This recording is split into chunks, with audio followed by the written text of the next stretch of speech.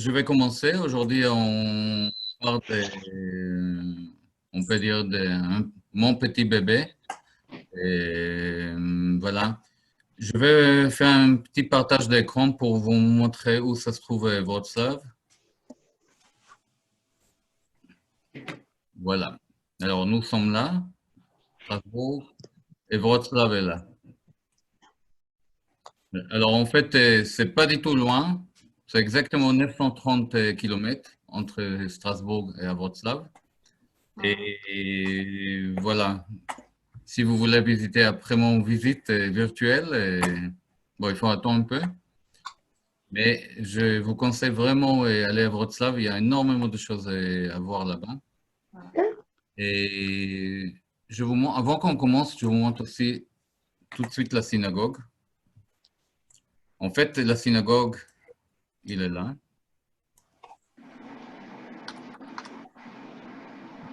Est-ce que vous voyez bien?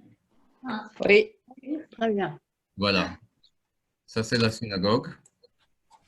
Et en fait, tous les bâtiments tout autour, avant, ça appartient à la communauté juive.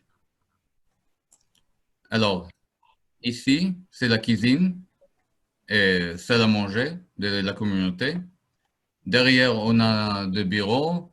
Il y a quelques appartements ici. Avant, il y avait la choule ici, derrière. Ici, il y avait aussi des appartements de rabbins. Là, on a un restaurant qui est actif depuis longtemps. Mon bureau, l'ancien bureau était derrière, là-bas.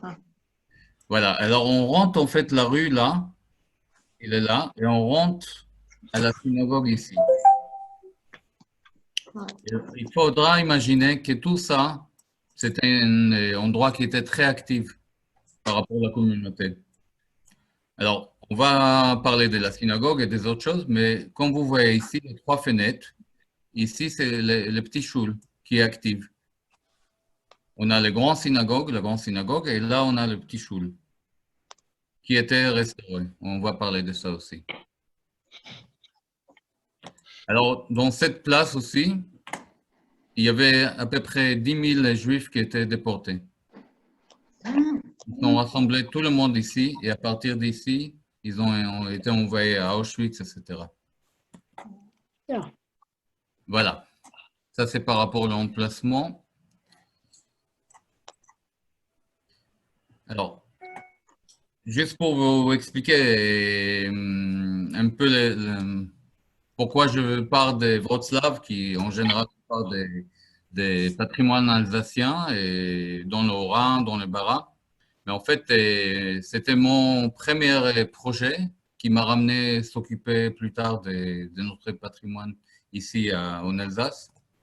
Et vous allez voir, ça a pris quelques années, mais c'était une magnifique, magnifique expérience qui n'était pas évidente, mais qui m'a appris énormément. Et je voulais partager avec vous.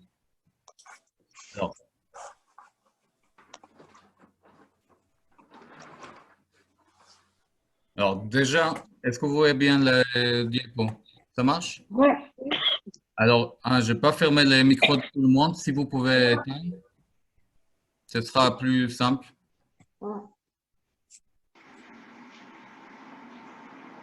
Voilà, il y a beaucoup de bruit pour l'instant.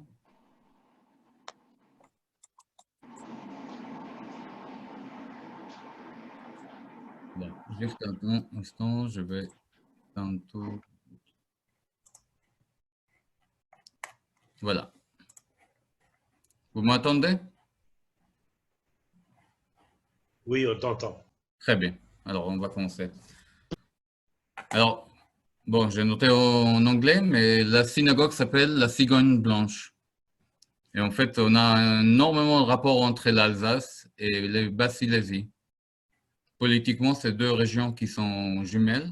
Et il y avait beaucoup d'activités pendant 20 ans, 30 ans entre l'Alsace et les Bas-Silésie. Alors, voilà, ça c'est une photo qui montre le centre-ville. En polonais, on appelle ça les Rynek.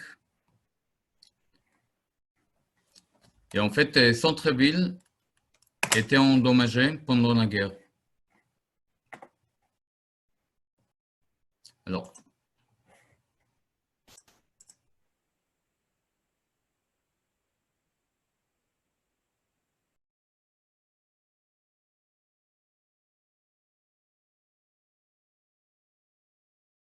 On n'entend plus rien.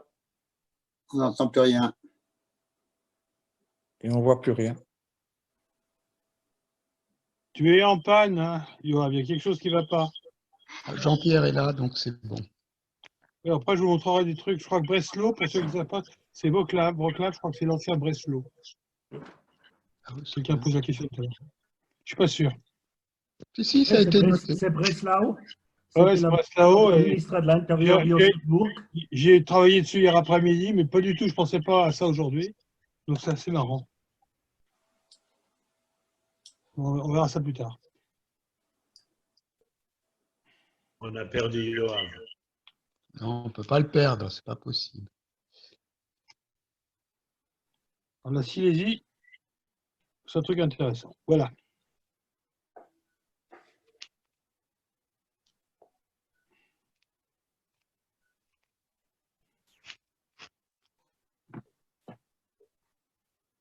T'as un masque spécial, Jean-Pierre?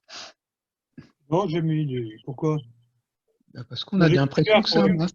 J'ai essayé. Ah oui, c'est mon masque parce que je sors de me balader, donc j'ai enlevé mon masque de rando. C'est bien. Je l'enlève. Ça me sert de bavette d'avocat, ça me sert de bavoir d'enfant, si vous préférez. Je ne sais pas dire de racine parce que ça, je ne sais pas faire. Fabriqué par ma fille. Ou son papa. Donc on verra Breslau après. Bon, je vais appeler Yoav pour voir où il en est. Si j'arrive à passer les photos. vous m'attendez maintenant? Ouais, Ah, c'est bon. voilà. On te voit, c'est C'est le nom bon. de Anne-Sophie. Ah oui, je vais changer le nom après. Bon, je ne sais pas, il y avait un petit problème là, Internet. Alors, on va recommencer. Je vais éteindre juste le micro. Et on va recommencer.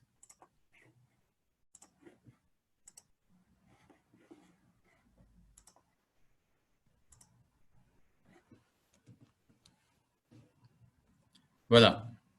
Alors, comme j'ai expliqué, je ne sais pas si vous avez entendu, mais ça, c'est le centre-ville de Wrocław qui était endommagé pendant la guerre, qui était restauré totalement. En fait, c'est devenu vraiment une ville qui est très, très touristique et aujourd'hui, avec beaucoup d'activités culturelles, politiques, sportives, etc. Voilà, ça, c'est la photo que je vous montrais un peu où ça se trouve à Wrocław. Alors, je vais commencer un tout petit peu avec la fin. Jean-Pierre, je vais activer ton micro. Alors,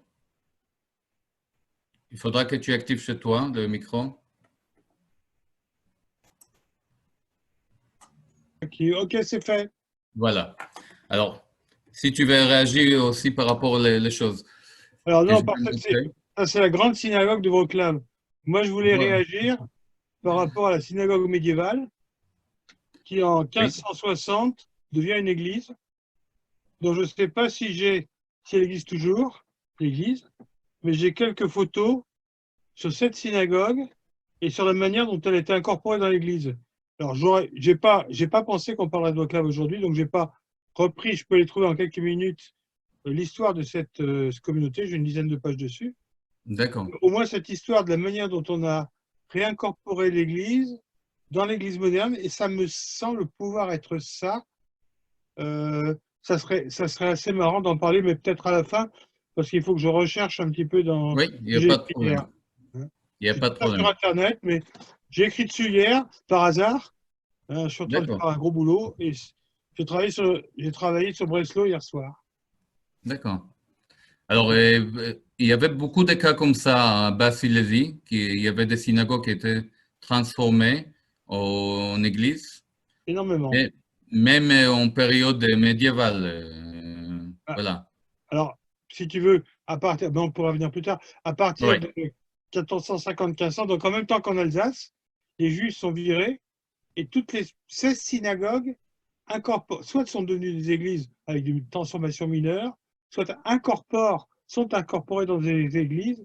Et c'est le cas de l'ancienne cathédrale de Breslau. Je ne sais pas ce qu'elle est devenue à la guerre, puisque le texte sur lequel je travaille, 1922. Donc, Elle il est était restaurée, la 1922. cathédrale. Donc, on pourra voir tout à l'heure. Oui.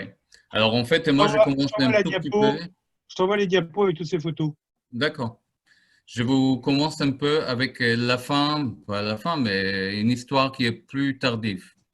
Ça veut dire que ça, c'est la deuxième synagogue qui a été construite, qui s'appelle Die Synagogue, le nouveau synagogue, et qui était construit en 1872. Alors, il ressemble beaucoup à notre synagogue à Kléber, Oui, ça, voilà, qui était aussi à Hanover et Heilbronn. Il y avait beaucoup de synagogues qui ressemblaient à cette architecture. beaucoup de synagogues en bois aussi. Hein, On va voir un fragment de synagogue en bois.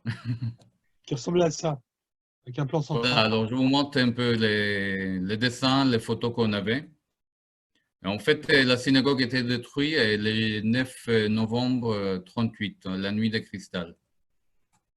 Alors, à l'intérieur, regardez, c'est incroyable. Ça ressemble encore une fois beaucoup aux synagogues Kléber, aussi à l'intérieur.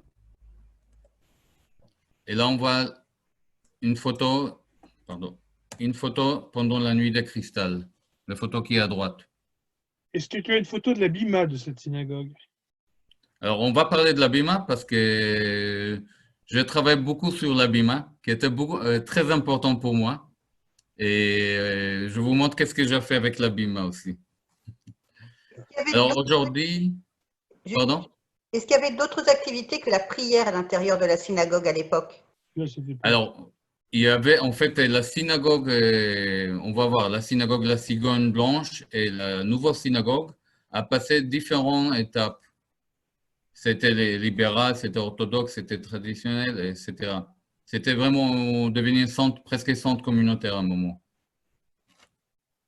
Voilà, par rapport à la synagogue qu'on a regardée, ça c'est la pierre mémoriale qu'on a aujourd'hui par rapport à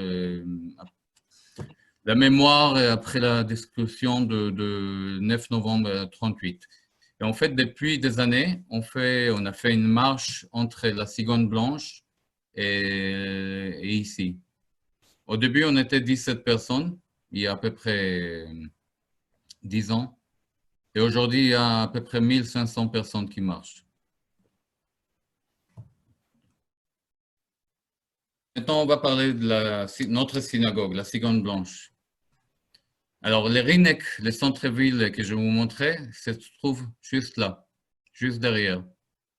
Ça veut dire que la synagogue et les ghettos juifs, on peut dire, n'étaient pas très loin des centres-villes. C'était une partie des centres-villes. Alors, la synagogue qu'on va voir, ça c'est une partie qui est centrale et on va voir une autre partie qui est aujourd'hui là. Le petit choule avec les 3 fenêtres se trouve là, juste derrière. Et le restaurant qu'on a vu, elle est là.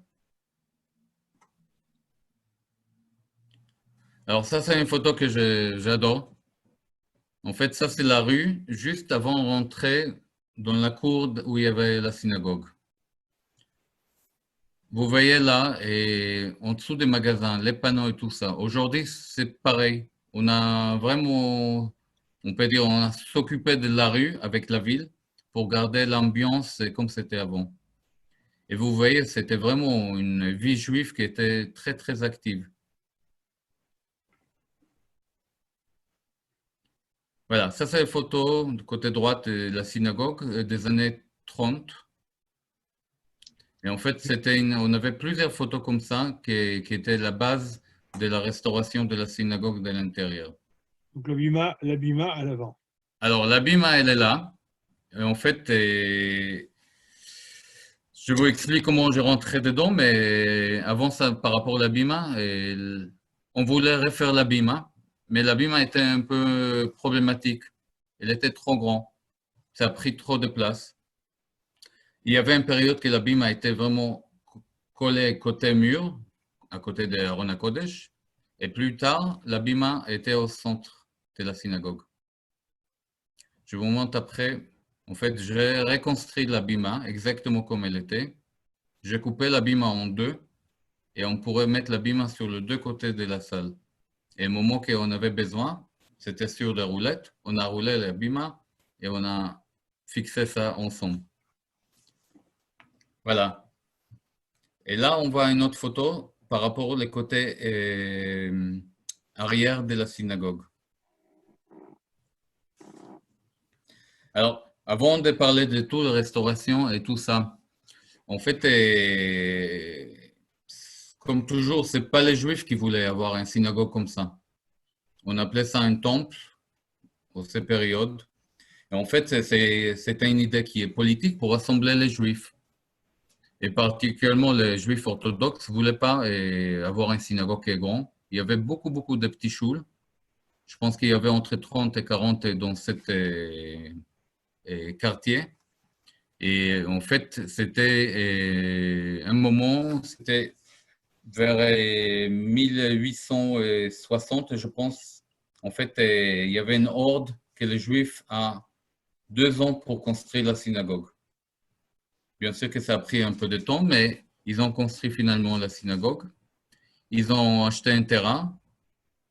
Et où ça se trouve, la synagogue aujourd'hui, il y avait un café qui s'appelle la Cigogne blanche.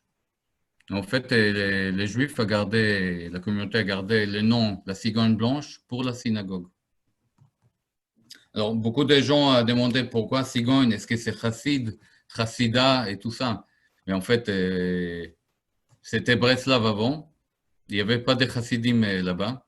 Alors, c'est simplement à cause des noms des terrains. Dans l'archive, on a trouvé le nom des terrains de l'achat de la synagogue et c'est marqué la synagogue et la Cigogne blanche. Alors, ça, on voit l'état de la synagogue. Je pense que ça, c'est une photo des années 90. En fait, la synagogue, pendant la guerre, n'était pas vraiment détruite. Il y avait tous les vitraux qui étaient détruits par les nazis. Mais à l'intérieur, comme il y avait des habitants allemands qui habitaient dans les quartiers, ils ne pourraient pas détruire ni brûler la synagogue. Et en fait, l'état qu'on voit sur la photo, c'est à cause de la politique, on peut dire, communiste. Les Allemands utilisaient la synagogue comme un espace de stockage et comme ça, il a passé la guerre. Après, il y avait un projet de faire une académie de musique, académie d'art, et il y avait même un prêtre qui m'a parlé que son grand-père était prévu construire une église là-bas. Il y avait beaucoup de projets pour la synagogue. Mais en fait, à un moment, il y avait les communistes, ou les habitants qui ont récupéré des tuiles de la synagogue. Et en fait, ça a devenu une grande piscine. Voilà, on voit plusieurs photos ici. Ça, c'est pendant les travaux. Et en fait, moi, j'ai découvert la synagogue il y a à peu près 15 ans. J'ai découvert la synagogue c'était, je pense, 10 heures du soir. C'était mon anniversaire et quelqu'un m'a dit « Ah, il faut que tu invites une dame, elle est norvégienne, et elle s'appelle Bente Kahn. Elle s'occupe de la synagogue. Vous allez adorer, voilà, vous allez faire quelque chose ensemble. » Alors j'ai invité, on était au restaurant qui est en bas. Et en fait, je visitais la synagogue et le lendemain, à 9h, on a commencé à travailler. Et 3 mois après, j'ai décidé de déménager en Pologne. Au début, je faisais aller-retour. Après, j'ai récupéré mes enfants. On est parti tout le monde en Pologne. C'était pas très simple, mais on a décidé de rester et vraiment aider à la restauration de la synagogue. Et on a travaillé pendant 4-5 ans. Et en 2010, on a ouvert la synagogue. Mais on va voir toutes les photos. Voilà, ça c'est l'état que moi je ne connais pas, c'était plus tôt. Mais la synagogue était vraiment restée comme ça pendant des années, des années. Voilà, ça c'était entre 2004 et 2007.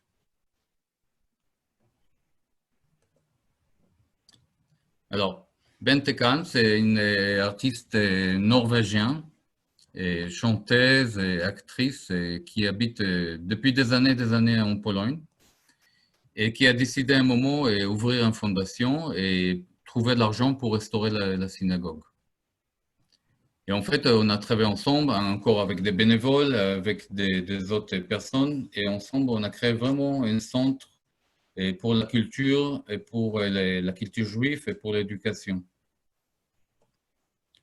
Voilà. Moi, j'ai entré dans le projet dans cet état. Alors, même pendant l'hiver, pendant cet état de la synagogue, il y avait énormément de projets culturels. Il y avait des concerts et tous les gens étaient habillés avec des chapeaux, avec des écharpes, etc. Il faisait peut-être 2 degrés à la synagogue, mais il était toujours rempli. En fait, les gens étaient toujours intéressés par la synagogue. Ça, c'est une photo 2007. Alors, comme vous voyez, il y a 2 balcons. D'origine, il y avait un balcon qui était fait en bois. Et plus tard, les 2 balcons étaient détruits. Ils ont construit avec des pierres les 2 balcons qui sont...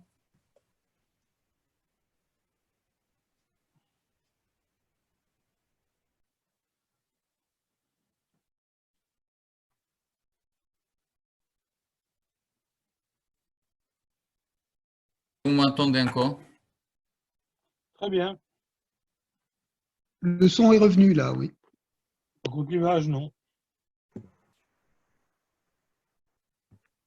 Et on t'entend plus. T'entends plus, hein? Yoav, Et t'entends pas. Allô? Là, Oui. Ouais. Super. aujourd'hui, on n'a pas de son. Je pense que quelqu'un est connecté. quelqu'un qui a un désolé. téléphone. Voilà, je ne sais pas quel moment j'étais. Les 2 balcons. Les 2 balcons, merci.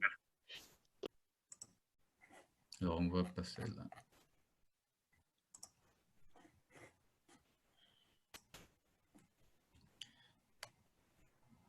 Voilà. Tu peux tomber amoureux. Ça marche, vous voyez? Ouais, ouais. Alors, ça c'est Bente. Et ça, c'est les photos qui étaient faites tout de suite après la restauration d'Aaron HaKodesh. Voilà, en bas, vous voyez ici, côté gauche, il y a les parties de l'abîma. Jean-Pierre, que tu as demandé. Ouais. Voilà. Et Non, en fait, c'est un problème parce que ces synagogues qui avaient des plans très centrés, ils avaient Oui. quand même mis, et c'était le cas en Alsace aussi, des Aaron HaKodesh plus à l'avant. C'est assez étonnant. en fait, il y avait différentes périodes parce qu'il y avait différents mouvements dans la synagogue. Pas les Aaron HaKodesh du Bima, pardon. Ouais. Voilà.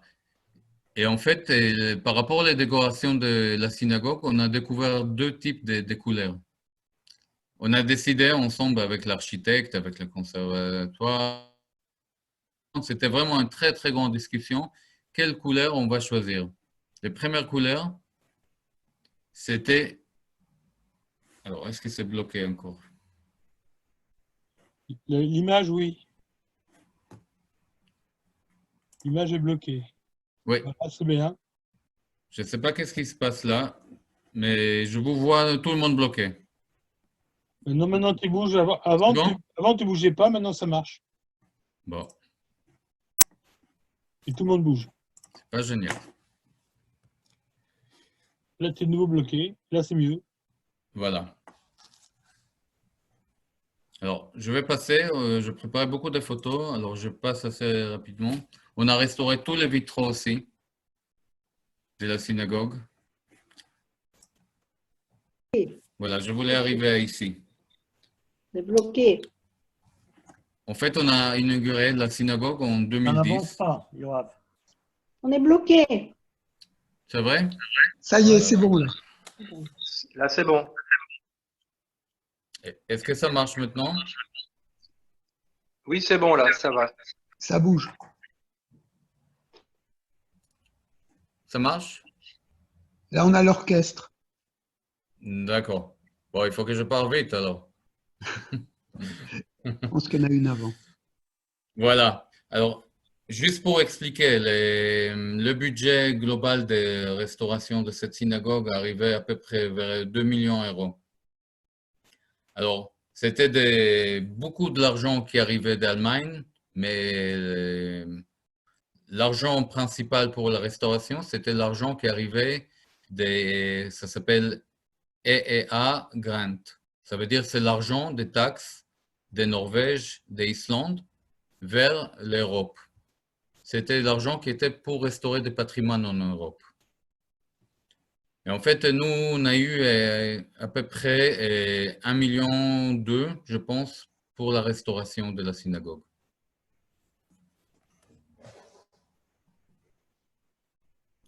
Est-ce que j'étais coupé encore? Non, on est toujours sur l'orchestre, là. D'accord. OK. Voilà, ça c'est l'inauguration qu'on a fait en 2010. Et la chose qui est intéressante, il y avait des anciens Breslav et il y avait anciens Wrocław.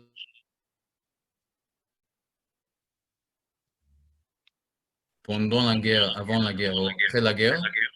Et il y avait des gens qui ont quitté la Pologne en 47 et en 68, après les pogroms. Alors, je ne vais pas faire l'historique maintenant de la Pologne, mais juste quelque chose qui, pour moi, était incroyable, encore aujourd'hui, qu'à 68, en Pologne, il y avait encore des pogroms. Il y avait énormément de Juifs qui étaient jetés de leur appartement et jetés de Pologne vers l'extérieur. Alors, pendant l'inauguration de la synagogue, c'était chouette parce qu'on avait vraiment deux types des habitants, d'anciens habitants. Voilà, des périodes allemandes et des périodes polonaises. Et les choses qu'on voit ici, c'est l'orchestre en fait de Oslo qui est venu pour jouer David et Bathsheba pour l'ouverture de la synagogue.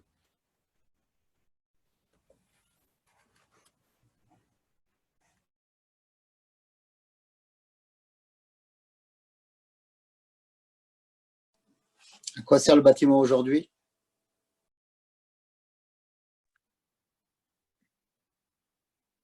Un bloc. Pas de chance, je pense. Un bloc. C'est bloqué. C'est bloc. Non, c'est Bloom.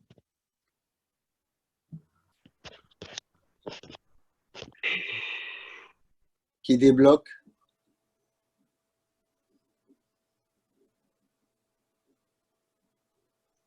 Un bloc, ça bloque.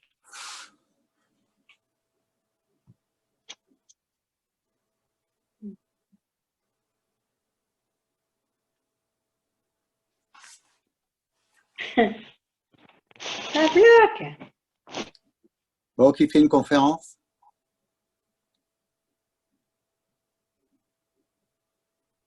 Allez boire de la vodka, tiens.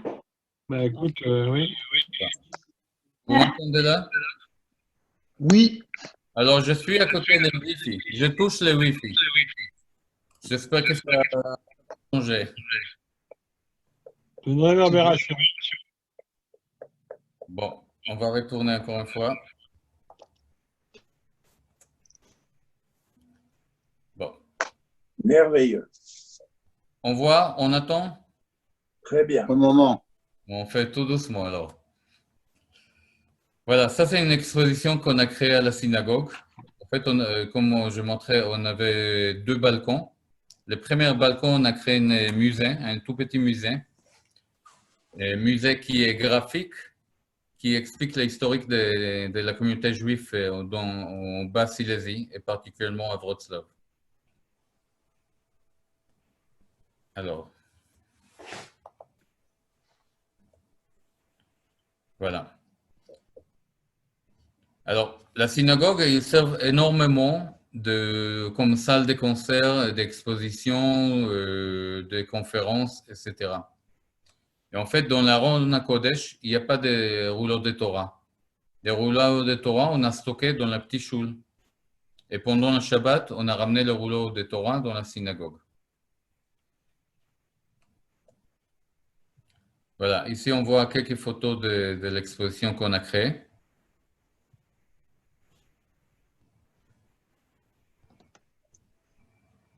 Alors, vous voyez la photo qui est au milieu. Alors, on a fait un dessin en fait, d'un juif avec une cigogne. Et en fait, pour montrer comment le juif est arrivé à la synagogue. Parce que beaucoup de Polonais pensaient que les juifs là-bas, c'était des juifs chassidiques, habillés en noir, avec... voilà, et en fait, c'était les bourgeois et allemands juifs qui utilisaient la synagogue. Je passe vite. On a créé aussi un petit choupa décoré. Là, c'est une Hanoukia, voilà, qui est très grande. Elle fait à peu près 1,5 m de hauteur en bronze. Voilà, par hasard, c'est ma femme qui a créé la Hanoukia. Et ça, c'est la synagogue aujourd'hui. Alors, il y a quelque chose que je répète toujours aujourd'hui pendant mon travail ici en Alsace. En fait, le moment qu'on a restauré la synagogue ici, qu'on a ouvert la porte de la synagogue, chaque semaine, il y avait énormément de Polonais qui arrivaient chez nous, au moins 3-4 chaque semaine. Il y avait de jeunes, de plus âgés, de différentes personnes qui ont dit, maintenant que la synagogue est restaurée, on peut dire, mon grand-père a dit, voilà, maintenant on peut dire, vous êtes juifs, nous sommes juifs. En fait, le moment qu'on ouvre une porte de la synagogue, ça a ouvert quelque chose dans le cœur des gens. C'est ça qui était important, que la restauration de la synagogue a donné énormément d'ouverture vers la culture juive. Voilà, alors on a créé énormément de projets avec différents pays, avec la Norvège, Israël, l'Amérique, etc. On a fait beaucoup de projets qui sont artistiques aussi. Voilà, là on voit des différentes créations avec des artistes. On a créé aussi des ateliers des artistes qu'on a travaillé avec différents artistes de différents pays. L'exposition dans deuxième galerie. Et en fait, la deuxième galerie a servi comme une galerie d'art contemporain. Chaque mois, il y avait une autre exposition d'art contemporain. Et en fait, la synagogue était toujours remplie pour le vernissage. Ça veut dire qu'il y avait n'importe quel événement on a organisé, il y avait énormément de gens. En fait, c'était une occasion pour les gens de découvrir la synagogue et découvrir aussi les artistes. Voilà, Jean-Pierre, ça c'est par rapport à la synagogue en bois. Alors, comme vous savez, en Pologne, il y avait beaucoup de synagogues en bois qui n'existent plus aujourd'hui. Mais on a fait beaucoup de stages pendant l'été avec des bénévoles pour restaurer des choses qu'on trouvait avec coopération le musée Pauline à Varsovie. On a fait des expositions à l'extérieur, voilà le tableau. Alors, vous connaissez le monsieur, j'imagine. Ça, c'est il y a quelques années, le prince de Monaco arrivé. Voilà. Alors, il a resté avec moi, je pense, on a resté 2 heures à la synagogue. Il était vraiment, il ne voulait pas partir. C'était vraiment une jolie expérience. Voilà. Des concerts avec la Ron HaKodesh. Juste pour vous montrer la quantité de chaque activité qu'il y avait là-bas. C'était vraiment incroyable. Et c'était depuis le début de la restauration de la synagogue, qui était en 2010, jusqu'à aujourd'hui, et je pense que ça continue encore comme ça. Mais qu'est-ce que c'est? Alors, quelqu'un a un téléphone. Voilà, ça c'est des spectacles qu'on a créés aussi pour les enfants, qui parlent des différents rabbins. Et il y avait à peu près 30 000 élèves qui est passé pendant 3 ans. Chaque année, on avait 10 000 élèves qui sont passés à la synagogue. Peut-être vous connaissez ça, c'est Malovani, qui est arrivé chez nous aussi. Et ça, c'est une des dernières expositions que j'ai créées à la synagogue, qui parle de la culture yiddish, mais par rapport aux femmes. Comment les femmes sont attribuées à la culture des yiddish. Et c'est une grande exposition qu'on a fait avec l'Université des études des Juifs à Wrocław, et qui est partie en Norvège, en Amérique, etc.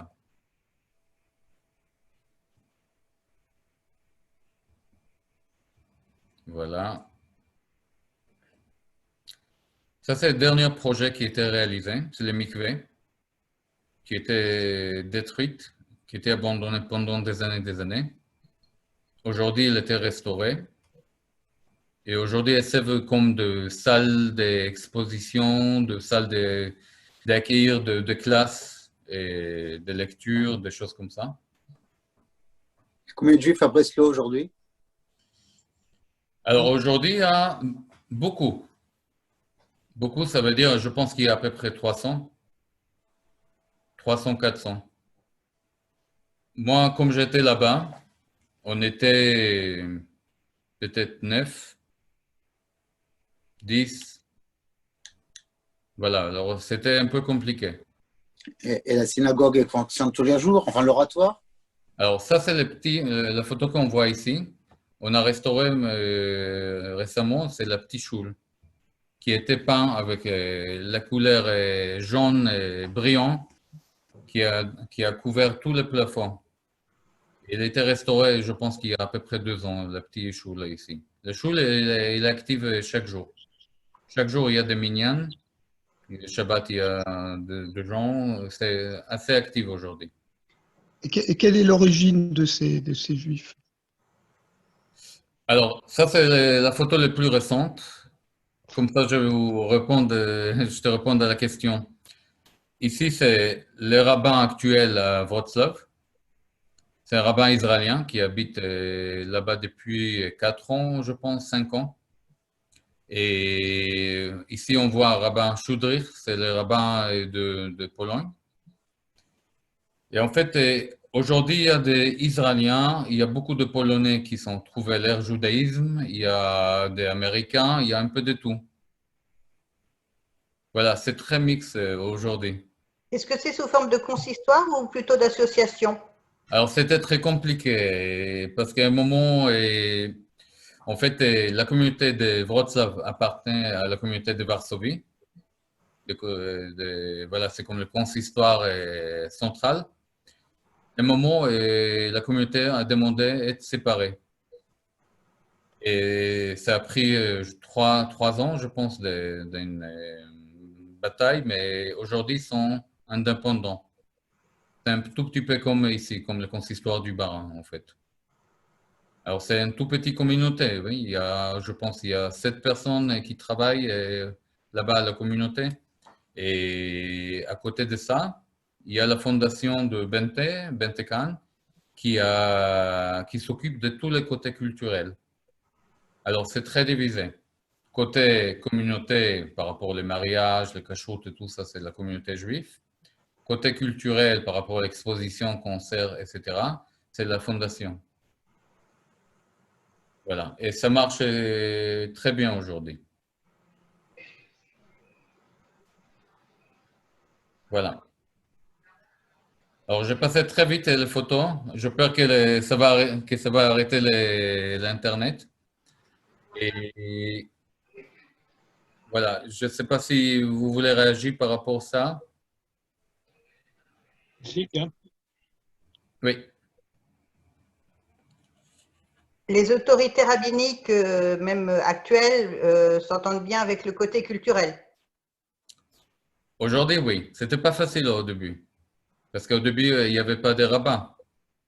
Il y avait différents rabbins qui sont venus, qui sont partis, et différents types de rabbins aussi.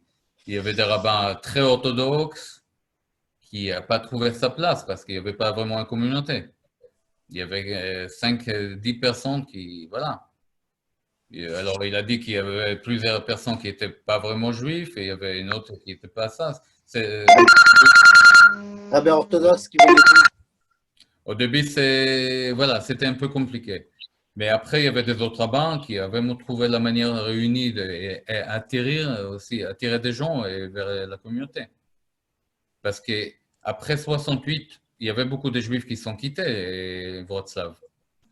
Mais il y avait beaucoup qui sont cachés. Il y avait énormément de juifs qui ne voulaient pas dire. Et je connais encore beaucoup de Polonais qui sont juifs, mais qui ne déclarent pas qu'ils sont juifs. Parce qu'ils ont peur. Voilà.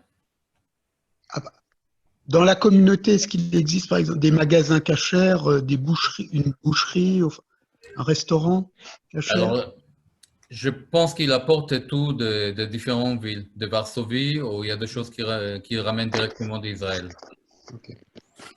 Il n'y a pas encore vraiment une structure qui est fixée. Il n'y a pas de magasins parce qu'il n'y a pas vraiment une grande communauté qui garde la chose totalement. Mais je sais que chaque fois qu'il y a des visiteurs ou des invités, alors on a toujours ramené des nourritures de Varsovie ou directement d'Israël. Il n'y a aucune inscription hébraïque sur la façade. C'est une volonté de la ville ou? Non, en fait, c'était comme ça. Nous, on voulait toujours ici. Ici, c'était en fait la rentrée principale. Quand on a vu au début la gravure qu'on a vue, la synagogue a terminé ici. Là. Et là, il y avait un escalier à l'extérieur encore.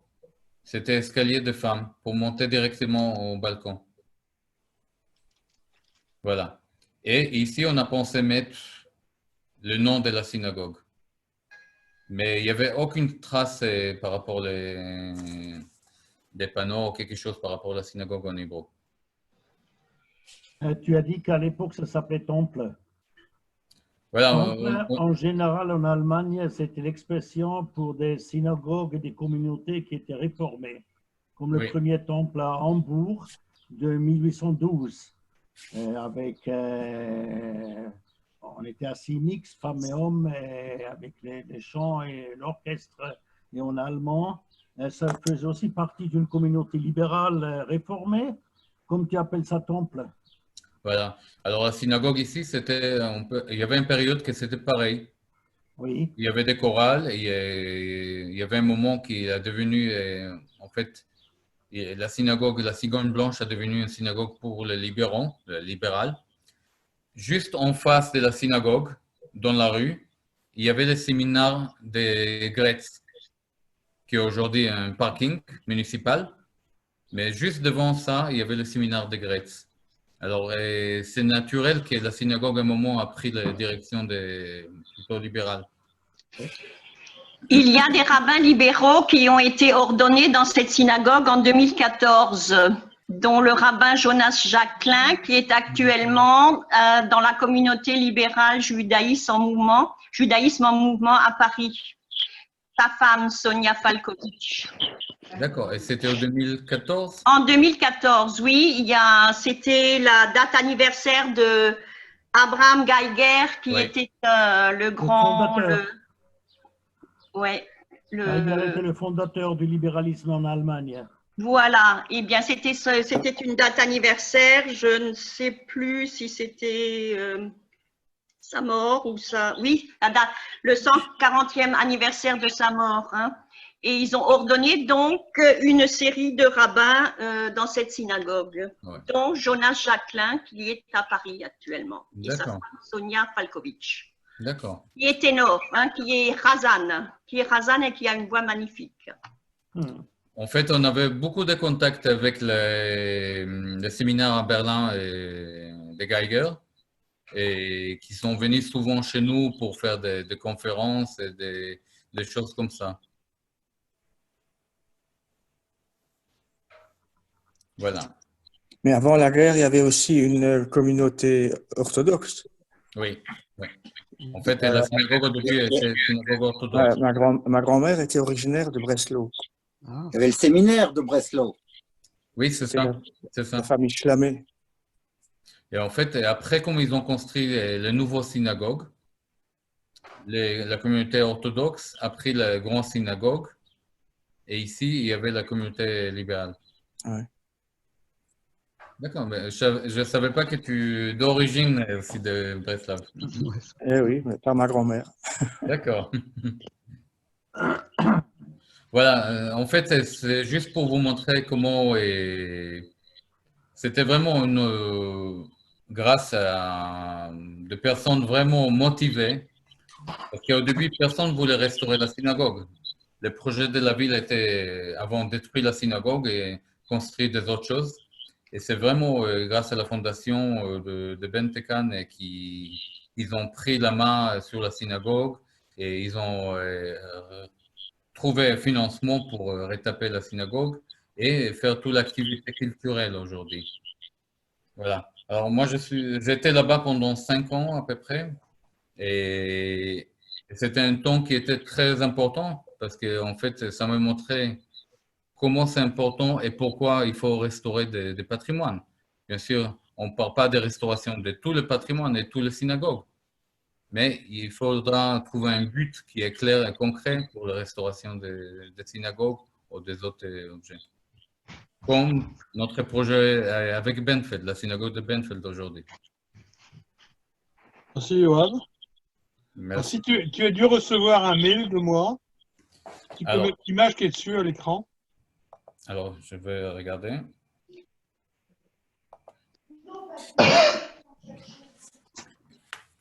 Sur Rawa, mais je ne suis pas sûr que je puisse partager mon écran. Et tu pourrais, je te donne le co-animateur. En attendant, Yoav, est-ce qu'il y a un cimetière à... Je n'ai pas parlé des cimetières, c'est vrai. Et voilà. Jean-Pierre, maintenant tu peux faire. Hein. Ok, j'essaie. Alors, il y a 2 magnifiques cimetières, très grands. Il y a une qui est très historique, avec beaucoup de gens connus, on peut dire. Et il y a un deuxième qui est très moderne et très contemporain dans le même temps. D'occasion, si vous voulez, je vous montre quelques photos des cimetières. Je pense avoir mis une photo. Regarde si ça marche. Ça marche, ça marche. Ok, donc, juste 2 mots. Donc, Breslau est une des villes importantes. Hein. Ça devient allemand à peu près en l'an 1000, un peu après. Et une communauté juive importante s'installe. Donc, alors c'est sur la photo de gauche. Je ne sais pas si vous la voyez bien, parce que chez moi, j'ai la galerie qui se met dessus. Non, c'est bien. Donc, vous avez à gauche 3 photos. Alors, donc, il y a une communauté importante qui s'y met. Et toute la Silésie, il va y avoir 46 communautés. C'est un peu l'Alsace. Hein. Ils arrivent à peu près en même temps. Et à partir de 1400, ils sont expulsés, comme partout pour des raisons économiques et pas du tout religieuses. Simplement, ils ne sont plus nécessaires. Et donc, ils sont obligés, on abandonne les synagogues. Et alors, ce qui est intéressant en Silésie, c'est qu'il y a 16 synagogues. Et là, vous envoyez 3 plans, Eulst, Breslau et Prague.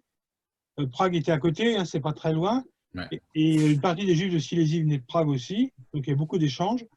Et donc, vous voyez 3 plans, 3 carrés. Alors, à gauche, c'est Prague. Au milieu, c'est Eulst, récupéré en église. Et à droite, vous avez Breslau, récupéré en église. Alors, je ne sais pas si cette église existe toujours. Et vous voyez que les synagogues typiques de l'époque, c'est-à-dire 2 colonnes au centre, l'abîma au milieu, entre les 2 colonnes, l'arche sainte au bout et l'entrée par l'ouest en général, se retrouvent tout à fait conservées dans le plan de l'église de Breslau. Et alors, ce qui est extraordinaire, c'est qu'on a 16 synagogues médiévales dans la région de Silésie, dont Breslau, justement, sur lesquelles on a encore la porte d'entrée, vous devez la voir aussi, de l'église, c'est encore la porte d'entrée de la synagogue. Donc, on a toute une série d'éléments de synagogue qui sont conservés dans des églises. Et bon, ils reviendront après, au 18e, hein, mais il y a à peu près, comme chez nous, ils reviendront après la guerre de 30 ans, comme chez nous d'ailleurs. Et il y a donc une période de 150 à 200 ans sans juifs, dans lesquels les synagogues sont récupérées. Je ne sais pas s'il y en a eu chez nous, mais c'est assez intéressant parce que ça permet au moins d'étudier l'architecture médiévale des synagogues allemandes. Vous voyez, c'est un truc auquel je m'amusais hier, et je ne m'entendais pas du tout qu'on parlerait de ces photos aujourd'hui. que je m'amuse à faire. Je suis en fait en train de faire un précis d'archéologie médiévale pour que, en France en particulier, où on ne connaît rien sur l'espace allemand, les gens puissent avoir des points de repère. Mais, Et pour la petite histoire, Joseph Borin a été en poste à Breslau juste avant la guerre, jusqu'à ce qu'il y ait eu la montée du nazisme, et c'est là qu'il est parti et qu'il s'est retrouvé à Strasbourg. Oui, alors donc, mais vous voyez quand même ces synagogues médiévales qui étaient toutes pareilles. Hein. Vous voyez Prague, Hulst, qui est aussi, vous la voyez au-dessus, Hulst. Et donc Breslau, vous avez 3 photos. Une où celle de gauche, hein, celle qui est, je ne sais pas si vous voyez, en partageant l'écran, vous voyez ma flèche. Vous voyez la synagogue comme elle est incorporée dans l'église, en photo, en vue. Et ça, c'est une vue, et ça, c'est un dessin en fait du gars qui fait ça. Alors pour ceux que ce problème intéresse, vous trouvez ça dans un livre qui est sur le site de l'AIU, de l'Alliance israélite universelle. Et c'est cette mise en ligne de bouquins qui m'a donné l'idée de faire ce travail, qui s'appelle Schlesien Synagogue ou Synagogen im Schlesien, quelque chose comme ça, et qui est signé d'un type assez extraordinaire, sur lequel je ferai peut-être un article d'ailleurs, parce que je traduirai un article allemand en fait, qui s'appelle Alfred Grote, qui a été assassiné en 1943 et qui était le premier qui a démarré la restauration de Prague, entre autres, et qui a beaucoup écrit sur les synagogues médiévales et anciennes allemandes. À l'époque où elles existaient encore, c'est-à-dire qu'il a des photos avant Hitler. Voilà. Ça peut te servir peut-être, Michel, j'en sais rien, tu verras. C'est pas grand public ce que je fais. Bon. Alors, Jean-Pierre, tu sais que là-bas, à Bas-Silésie, c'est un peu comme chez nous en Alsace. Il y avait beaucoup de petits synagogues qui étaient dans un petit village de chaque ville. Avant, je te dis, au Moyen-Âge, il y en a 46. Oui. Après, moi, je m'arrête un peu vers la guerre de 30 ans dans tout ce que je fais. Bon, bah, c'est un choix. Si je fais déjà toute l'Europe entre l'an 1000 et la guerre de 30 ans, ça suffit à mon bonheur. Mais là, c'est tout à fait passionnant. Alors, il faut que je trouve, j'ai un grand bouquin avec tous les synagogues pendant et après la guerre. Alors, il y a un autre bouquin aussi, pour ceux que ça intéresse, qui en a beaucoup. C'est un bouquin qui est toujours sur le site de l'AIU, qui est un bouquin de Krautheimer qui sort en 27. Donc, c'est vraiment les 2 derniers bouquins sur les synagogues anciennes allemandes qui sont sortis avant la guerre. Donc, encore les photos, encore les plans d'époque, tout le renseignement qu'il faudrait, même sur Speer et sur d'autres. Voilà. Merci. Pas de quoi. Alors, je ne sais pas s'il y a des questions, des remarques.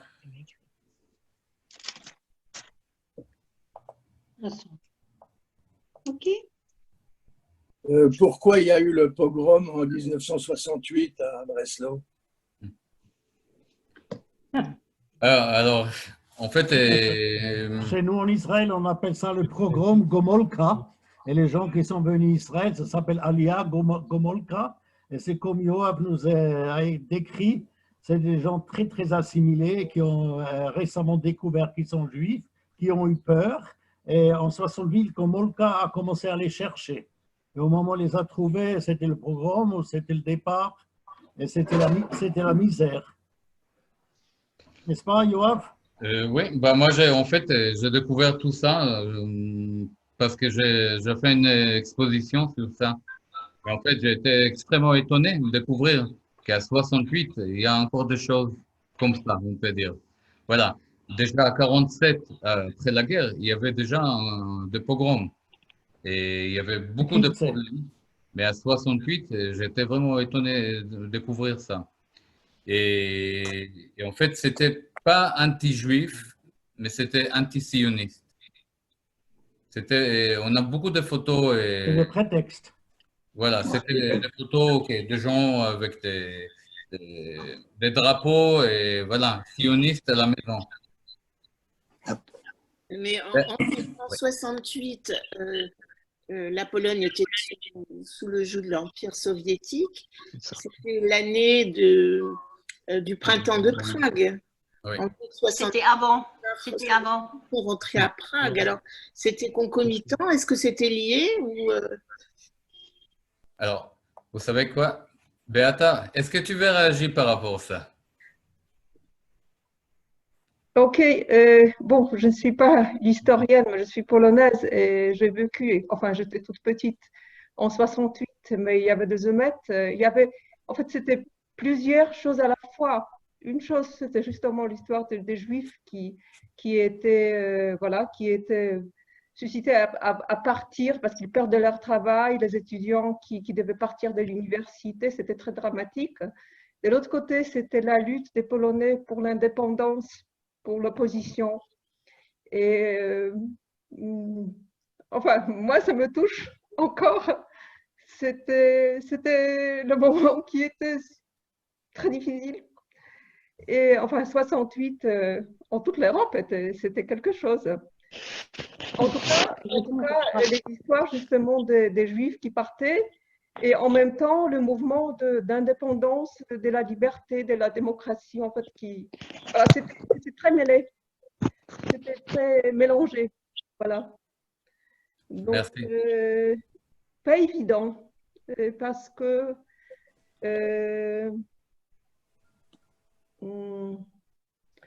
l'histoire de Pologne, en fait, c'était surtout l'empreinte communiste qui était à ce moment-là le plus gênant pour des gens, parce que c'était le moment, enfin, vraiment un manque de démocratie, hein, et les gens qui étaient en prison, très grave, quoi. Donc, bon, moi, j'avais juste 3 ans, non, pas 3, mais j'avais 9 ans à ce moment-là. Voilà. Donc, j'étais à l'école mais je savais qu'il y avait des choses qui se passent. Voilà. Merci, Bertrand. Yoav, ce qui est étonnant, c'est qu'il n'y a pas de ghetto à Breslau. Il n'y avait pas de ghetto? Des ghettos, non. Il y avait des quartiers juifs comme partout. D'accord, pas de ghetto. Non. Il y a eu peu de ghettos, avant 1500, il n'y a pas beaucoup de ghettos dans l'espace allemand. Donc, et après 1700, 1800, on n'en pas. Il y a des bruits et quelqu'un parle. J'ai acheté les mêmes schnitzel qu'à moi, dans un truc, j'ai dit congélé en petits paquets. Au début de votre exposé, qui était très, très bien, très fourni et qui nous a renseigné sur beaucoup de choses, vous nous avez dit que la Silésie, la Basse-Silésie, était avec pas mal de choses communes avec l'Alsace. Est-ce qu'il y avait des liens particuliers entre la Basse-Silésie et l'Alsace? Les liens historiques ou les liens… Des liens qui existaient entre ces deux pays, ne serait-ce que par le langage peut-être, la manière, enfin ils devaient tous les deux parler un yiddish, etc. En fait, il devait y avoir. C'était l'Allemagne, comme ici. Voilà, je pense que c'était ça, mais… C'est une histoire, alors, c'est une histoire quand même extrêmement commune, hein, ouais. Avec ce départ des Juifs à peu près au XVIe siècle, c'est arrivé au XIe, ce retour au XVIIe, un territoire allemand, mais très périphérique. Hein, d'ailleurs, ça ne veut pas dire grand-chose, mais c'est un Gau. C'est pas du tout, c'est pas un territoire central. Et donc, il sera d'ailleurs donné au Luxembourg après, enfin au prince de Luxembourg. Et donc, on a vraiment une histoire qui est assez proche, hein, avec les départs, les arrivées, les retours. Donc, il y a effectivement des liens, mais dans des liens directs, je ne pense pas, honnêtement. Direct, non. Et on trouve… L'histoire est très commune, l'histoire est très semblable. Ouais. Et puis, je peux dire quelque chose. C'est peut-être aussi que c'est l'effet c'était la frontière allemande, en fait. On était près de la Silésie et l'Alsace. En fait, ce sont des régions frontalières. Et alors, pendant la guerre, les Silésiens ont vécu un peu la même chose que les Alsaciens qui étaient incorporés de force dans le Wehrmacht, où il y avait justement le partage qui passait par les familles, hein, ce qui était du côté, c'était des partisans polonais, où ils partaient dans l'armée allemande. Mm-hmm. Enfin, ce ne sont pas des histoires des Juifs, mais enfin, je parle des nations. Voilà.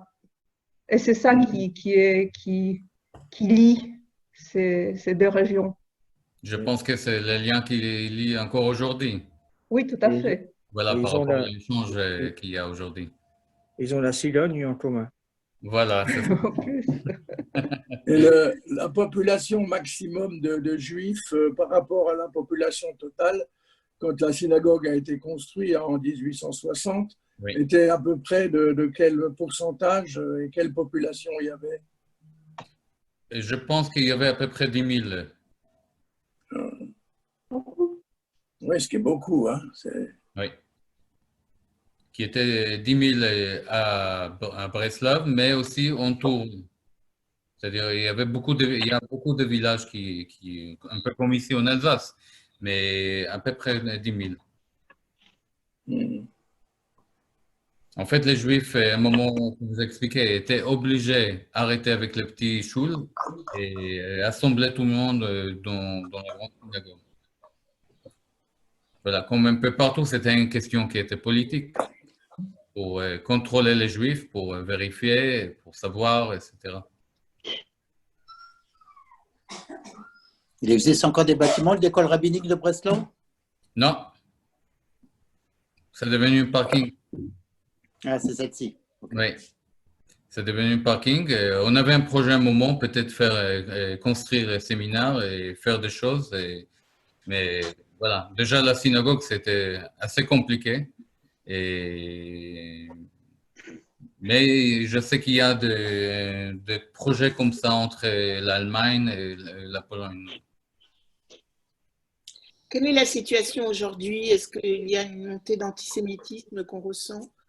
Alors, je pensais de parler de ça. Et en fait, comme on a fait les marches à l'ancienne synagogue, et en fait, il n'y avait jamais de problème. Une fois, il y avait une manifestation d'un groupe néo-nazi. Et c'est une histoire magnifique. Il y avait les maires, on était, je pense, à peu près 200-300 personnes. Et à côté, il y avait 7-8 personnes. Je me souviens, il y avait 6 garçons, rasés, bien rasés, avec des drapeaux. Il y avait une fille aussi, habillée en noir, tout le monde. Et j'approche, je regarde les drapeaux, je commence à rigoler. Et je demande les néo-nazis, est-ce que vous savez qu'est-ce qui est marqué sur votre drapeau? Alors, ils regardent et disent non. En fait, c'était le drapeau qui était écrit en arabe, c'est le drapeau de Hamas. Voilà. Alors, pour moi, c'était vraiment un cocktail incroyable de tout. De la culture, de la haine, vraiment de tout. Voilà. Les néo-nazis tiennent les drapeaux de Hamas, voilà. C'était vraiment incroyable. Alors, par rapport à l'antisémitisme en général, pendant que j'habitais là-bas, je n'ai jamais eu de problème. Au contraire, en fait, il y avait des demandes pour la culture juive. Chaque événement, expo, concert, etc., il y avait 400-500 personnes. Par contre, aujourd'hui, depuis 3 ans à peu près, il y a beaucoup de problèmes. Ça a commencé, la première photo que j'ai montrée, le Rinek, le centre-ville, ils ont brûlé il y a à peu près 3 ans un grand poupée juif. Voilà, c'est une grande histoire qui est mal terminée, on peut dire. C'est-à-dire que le jugement était trop léger. Voilà. Je pense qu'il y a beaucoup de problèmes aujourd'hui en Pologne. Mais Je suis d'accord. En fait, dans le même temps, les Polonais ont besoin de la culture juive. C'est une partie de leur culture. C'est pareil comme chez nous, ici en Alsace. Vous vous souvenez qu'une fois, j'ai expliqué qu'il y avait un maire qui m'a dit « Ah, ça nous manque les Juifs chez nous, il n'y a plus. » C'est exactement la même chose que je ressentais toujours. Hein. Justement, que voilà, nous étions coupés de notre histoire par la disparition des Juifs. Ouais. Tout à fait. Et je pense que c'est un tout petit peu partout comme ça, dans différents pays. Que c'est la même situation, en fait. On ne veut pas, mais il nous manque. Moi, je l'ai entendu au Maroc aussi. D'accord. Dérange. Voilà. Merci beaucoup, Yoav, c'était super. Merci à vous. Je suis désolé que c'était coupé comme ça. Merci, Bent. Et voilà, et on se voit vendredi. Merci, Yoav. C'était super intéressant. Merci beaucoup. Merci à vous. Allez. Ça l'est toujours, mais spécialement aujourd'hui. Merci beaucoup. Merci. Merci, Yoav. Super. Merci, au revoir. Et Jean-Pierre Lambert aussi. Merci, Jean-Pierre. Merci, salut, salut. Salut.